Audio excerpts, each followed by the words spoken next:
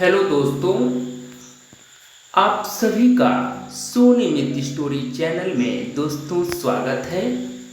हम आपके बीच दोस्तों कुछ कहानियाँ लेकर उपस्थित हैं जो आपके समक्ष प्रस्तुत करने जा रहे हैं। तो दोस्तों, कहानी है बदनामी और तलाक के बारे में।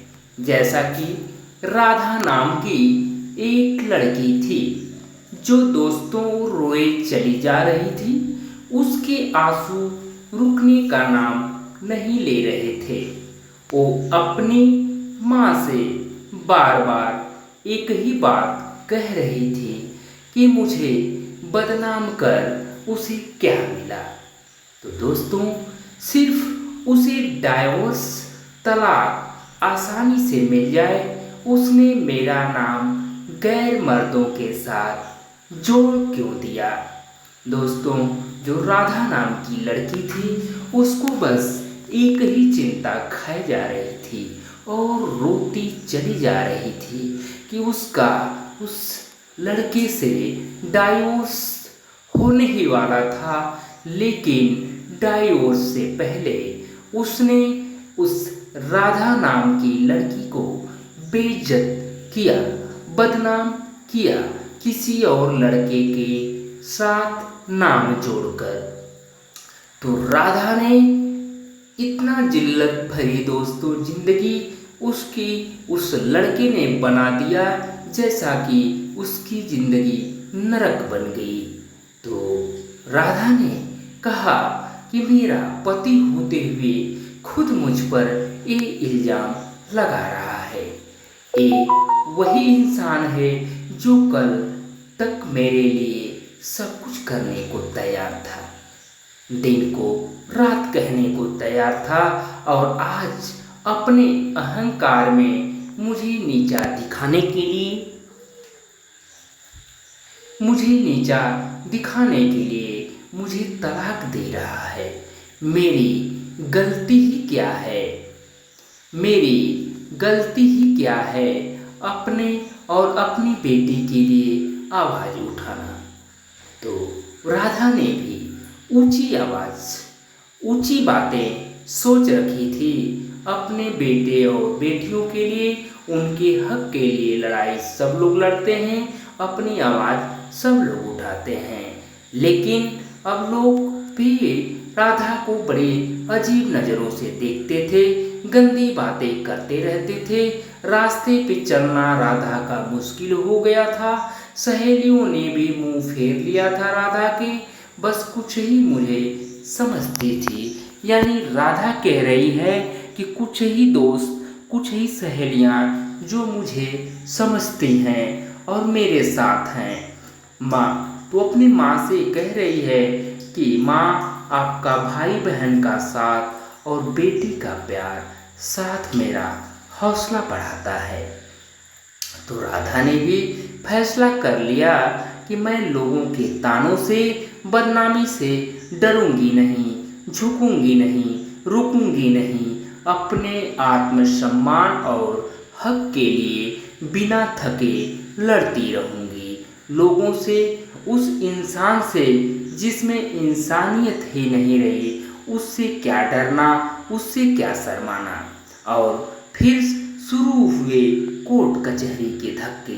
तो दोस्तों, राधा का और उसके हस्बैंड का कोर्ट कचहरी के धक्के शुरू हो गए। पैसों की और समय दोनों की बर्बादी होने लगी। कोई दूसरा रास्ता दिख ही नहीं रहा था। सबसे बड़ा दुखद झटका तो उस वक्त लगता था राधा को जब उसका पति कोर्ट में सामने खड़े होकर गलत बातें, गंदी बातें बोलता था। वो बहुत ही मायूस राधा हो जाती थी। कभी कभी सब कुछ छोड़कर कहीं दूर भाग जाना चाहती थी, पर उसका अंतर्मन, उसकी अंतरात्मा उसे झकझोर दिया करती थी कि तुम ऐसे पीछे नहीं हट सकती, तुम चुप नहीं रह सकती। और राधा फिर हिम्मत करके खड़ी हो जाती थी दोस्तों। फिर अपने बेटी के हक के लिए सोचती कि मैं मजबूत बनूंगी, तभी बेटी को मजबूत बना पाऊंगी। जैसे जैसे कोर्ट में केस आगे बढ़ रहा था, राधा का आत्मविश्वास भी बढ़ता जा रहा था। राधा बेझिझक अपना काम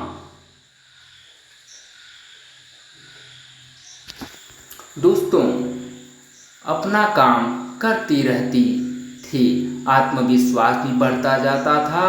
उससे महसूस होने लगा था कि लोगों के सामने एक अच्छी शादीशुदा जिंदगी का दिखावा करना बहुत गलत था। अगर उसने कुछ लोगों को भी सही बात बताई होती, अपनी परेशानियां बताती, तो आज ये दिन नहीं देखना पड़ता। लोग उसकी मुश्किलों को समझते। खैर, जो होना था हो गया। सोचकर राधा ने ठंडी सांस ली। अब वो खुलकर जिएगी अपनी जिंदगी। उधर राधा के पति को भी एहसास हो गया था। उसने राधा पर झूठे इल्जाम लगा मुसीबत मोल ले ली थी। उसने तो सोचा था कि राधा जैसे समाज में एक अच्छी जिंदगी जीने का दिखावा करने वाले औरत मुंह बंद कर चुपचाप घर में बैठ जाएगी, पर हुआ सब कुछ उल्टा। तो राधा ने तो घरेलू हिंसा की सच्चाई सबके सामने लाकर रख दी थी। कुछ सबूत भी जुटा लिए थे। राधा ने वो अब अपनी बेटी के साथ जीना सीख गई थी। उसके घर वाले भी पूरा साथ देते थे उसका। तभी एक दिन दरवाजे की घंटी बजी। राधा ने भी सोचा कौन हो सकता है। इस वक्त जब देखा तो वह अचंभित रह गई। दरवाजे पे उसका पति खड़ा था। उसने राधा से पूछा, अंदर आ जाऊं? राधा ने कुछ सोच हाँ बोला।